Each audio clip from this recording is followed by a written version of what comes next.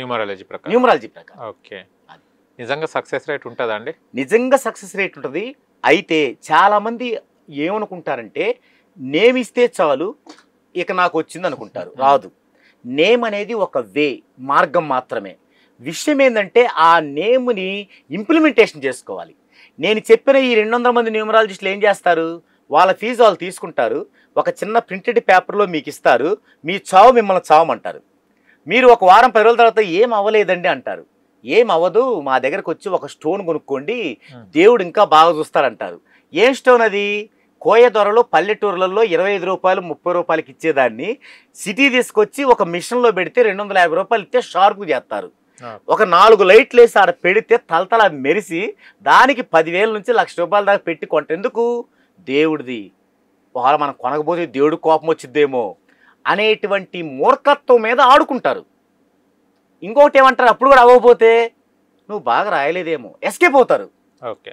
అందుకు నేనేం చేస్తాను, నేను కస్టమర్కి ఇచ్చి నా కస్టమర్కి రోజు వాట్సాప్లో పెడతాడు.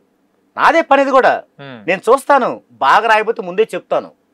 నువ్వు బాగా రాయలేదని నేను చెప్పను, ముందే చెప్తాను, బాగా రాపించుకుంటాను. రాపించుకున్న తర్వాత జన్మ వైబ్రేషన్లో ప్రయాణించేలాగా చేసుకుంటాను నేను. ఇక్కడ నేమ్ తీసుకోవటం అనేది 10% అండి. మిగతా 90% వారి జన్మ వైబ్రేషన్లో వారు ప్రయాణించాలి. అంటే కొంతమందికి డేట్ ఆఫ్ బర్త్ ఉండదు, అండ్ కొంతమందికి అసలు ఎప్పుడు పుట్టిన టైం కూడా సరిగ్గా గుర్తుండదు. ఎందుకంటే పేరెంట్స్ కొంతమంది అంతగా పట్టించుకున్న వాళ్ళు ఉంటారు, పట్టించుకునే వాళ్ళు ఉంటారు. అంటే ఇప్పుడు అన్ని డేట్ ఆఫ్ బర్త్ ఉన్న వాళ్ళకు సవ్యంగా మీరు చెప్పడానికి రెడీగా ఉంటారు. పుట్టిన తేదీలు లేని వాళ్ళు, అంటే వాళ్ళ జన్మం ఎప్పుడు చేశారంటే వాళ్ళు పుట్టినప్పుడు టైం కూడా తెలియని వాళ్ళు న్యూమరాలజీ ప్రకారం ఎలా తెలుసుకోగలుగుతారు సార్? పుట్టిన తేదీ లేకపోయినా, అసలు తెలియకపోయినా, వాళ్ళ అమ్మా నాన్న చదువుకున్నోళ్ళు కాకపోయినా, ఒకవేళ వాళ్ళప్పటికి జీవించి లేకపోయినా ప్రతి ఒక్కరి పుట్టిన తేదీని మనం తెలుసుకోవచ్చు. ప్రతి ఒక్కరి పుట్టిన టైంను తెలుసుకోవచ్చు. దానికి కావాల్సింది ఏంటంటే కాస్తంత ఓపిక వాళ్ళకి. అది ఇప్పుడు ఎవరికి లేదు. నేను చాలామందికి ఏం చెప్తానంటే, మీ అమ్మగారిని కూర్చోబెట్టండి, పెద్దవాళ్ళు అయి ఉంటారు, చాలాసేపు మాట్లాడండి, వాళ్ళు ఏదైనా పనిలో ఉంటే ఆ పనిలో సహాయం చేయండి. అమ్మా మరి నేను పుట్టాను కదా, ఆ పుట్టినప్పుడు ముందు కానీ వెనక్ కానీ ఏమన్నా పండగ వచ్చిందా అమ్మా అని అడగండి. ప్రతి తల్లికండి నవమాసాలు మోయటం అంటే ఒక జన్మ. ఆ నవమాసాల్లో ఎప్పుడేం జరిగిద్దో క్లియర్ గుర్తుంటుంది. ముఖ్యంగా పండగ లాంటివి బాగా గుర్తుంటాయి. ఆమె ఏమంటది, సుమారు చెప్పిద్ది, అయ్యా 2 నెలల ముందు దసరా వచ్చిందంటది. చాలు, చాలు, అదొక క్లూ. తర్వాత అమ్మా నేను ఎప్పుడు పుట్టాను, ఇది మీరు మొక్కుబడి గబగబడి చెప్పరు, లాలనగా అడగాలి. నేను ఎప్పుడు పుట్టానమ్మా అంటే వాళ్ళు ఏం చెబుతారంటే పొద్దున, సాయంత్రం, నైటు, అర్ధరాత్రి, లేదా 2వ ఆట వదిలేక, బరిగడ్లు పోయే టైంలో, బోలేళ్ళ టైంలో వాళ్ళ పరిభాషలో చెబుతారు. చాలు, అది నాకు చెప్పండి. ఇప్పుడు ఏమైంది, ఇది పట్టుకు వచ్చింది కదా. తర్వాత వారం ప్రతి తల్లికి గుర్తుంటుందండి. ఎందుకంటే తలకపోయారు ఆ వారం. ఏ మతంలోనైనా తలంటు స్నానం చేయరు. ఇప్పుడు కొద్దిగా ఎడ్యుకేటర్స్ అయ్యి మారారేమో కానీ ఒక 20 సంవత్సరాలకి కింద వరకు కూడా పుట్టినరోజు వారమున తలంటు స్నానం పిల్లలకి చేయరు. ఇది ఇది ఇది నిజం. అందుకని ఏ వారం అంటే ఖచ్చితంగా చెప్తారు. ఒకవేళ మన అమ్మ వాళ్ళకి కొంచెం మతి మరుపు వచ్చింది అనుకుందాం, వయసు పైన పడి, అలాంటప్పుడు మనం పుట్టినప్పుడు ఆ ఊర్లో ఇంకా ఎవరో పుడుతూనే ఉంటారు. ఏది ఒక వారమో నెల గ్యాప్తో, అమ్మా నేను పుట్టినప్పుడు ఒక నెల 2 నెలల గ్యాప్తో ఎవరు పుట్టారమ్మంటే, అరే వాడు ఎంకయ్య కొడుకు పుట్టాడురా, ఎంకయ్య కూతురు చెబుతారు. వాళ్ళు వేసుకొని ఉండొచ్చు కదా. ఇదంతా ఒక డిటెక్టివ్లా చేయాలి, ఒక సిబిఐ ఆఫీసర్లా చేయాలి. ఏది మీ జీవితం కోసం. ఇది చేయరు ఎవరు. ఏమంటే ఏమైనా పూజ చేయొచ్చా? నాడీ గ్రంథం ఒకడు వచ్చి విజయవాడలో కూర్చుంటాడు, వేస్ట్. అంటే న్యూసెన్స్. నాడీ గ్రంథం గొప్పది, దాని మూలాలు లేవు అసలు. ఒకడు వచ్చి ఆడు కూర్చుంటాడు. అది ఎలా ఉంటుంది, ఎంత గమ్మత్తుగా ఉంటుంది అంటే 6th క్లాస్లో మనం ఆడుకునే ఆటలాగా ఉంటుంది. 6th క్లాస్లో ఒక ఆట ఉంటుంది.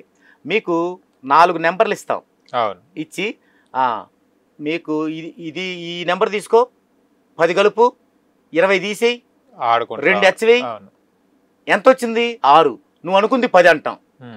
ఎంత ఈజీయో ఆడేం చేస్తాడంటే ఒక గ్రంథం తీస్తాడు. నీకు 3 తమ్ముళ్ళా? కాదు, దాన్ని తీస్తాడు. నీకు 2 తమ్ముళ్ళా? కాదు. నీకు ఒక్కడ తమ్ముడా?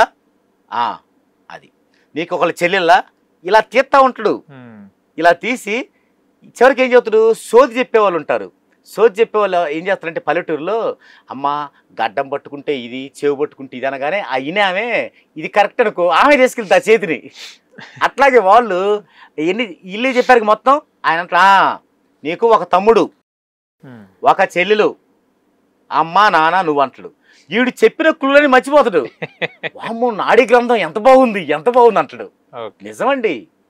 నేను తమిళనాడు వరకు వెళ్ళా, 1,50,000 రూపాయలు తీసుకొని 2002లో పరిశోధన చేశా ఎవరి దగ్గర బాగుంటుందని. అందరి దగ్గర తిరిగా, ఉమ్మడి ఆంధ్రప్రదేశ్. అప్పుడు ఇలా పుస్తకం పెడతారు, దక్షిణం పెట్టను అంటారు.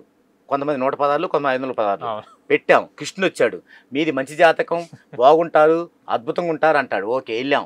మళ్ళీ రెండోసారి వస్తా, ప్రతి ఒక్క దగ్గరకు వచ్చావు రెండోసారి.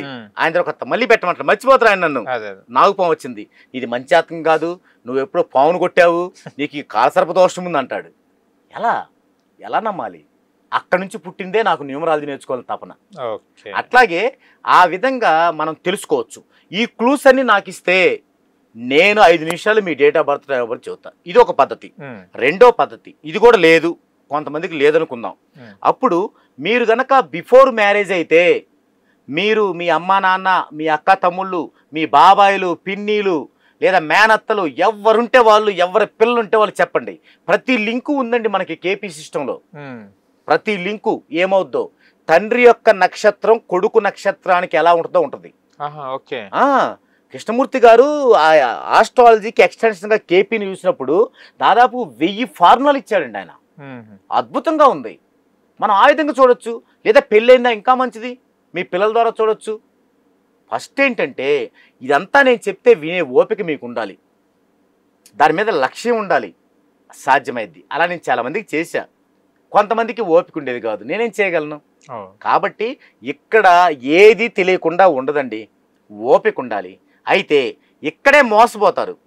నా ప్లేస్లో ఉన్నవాళ్ళు వేషధారంతో కూర్చొని అన్ని లెక్కలు చూసి ఇది నీది పో అంటే వెళ్తారు. తప్పు. ఎందుకన్నాడో మొత్తం డీటెయిల్గా నీకు ఇవ్వాలి. ఎవరు ఏం చెప్పినా రాసి ఇవ్వమనండి, సంతకం పెట్టి. వాళ్ళ అంతు తెలిపోయింది అంతే. బాబాలు గడ్డాలు పెంచుకున్న బాబాలు కావచ్చు, పెద్ద పెద్ద న్యూమరాలజిస్టులు కావచ్చు, మీరు ఏం చెప్తున్నారో నాకు మాటలు దాన్ని ఒక పేపర్ మీద రాసి ఇవ్వండి, ఫీజుకి రెట్టింపిస్తా అనమనండి. ఎవరెవరు ఎవరండి? ఆధారం ఉంటుందిగా, నువ్వు చేస్తున్న తప్పని చెప్పడానికి. నేనిస్తా ప్రతి ఒక్కరికి 90 పేజీలు దాకా ఇస్తా. 1,00,000 మందిలో కూర్చోబెట్టి దీన్ని చూపించనంట, నేను వచ్చి మాట్లాడతానంట ఎక్కడికైనా. సైన్స్ అండి నేను చెప్పేది, నా గొప్పతనం కాదు, సబ్జెక్ట్ గొప్పతనం. నేను నేర్చుకున్నాను. మీరు ఇప్పుడు డిగ్రీ చేశారు లేదా బీటెక్ చేశారు, అలాగే నేను ఇది చేశాను. అసలు నా సొంతం ఏమి లేదు, నేను నేర్చుకున్నదే మాట్లాడుతున్నాను, నేను నేర్చుకున్నదే చెప్తున్నాను. కాబట్టి ఇలా గనక మీరు మూవ్ అయితే మీ యొక్క లైఫ్ని వేస్ట్ చేసుకోకుండా టైంని ముందుకెళ్ళడానికి బాగుంటుంది.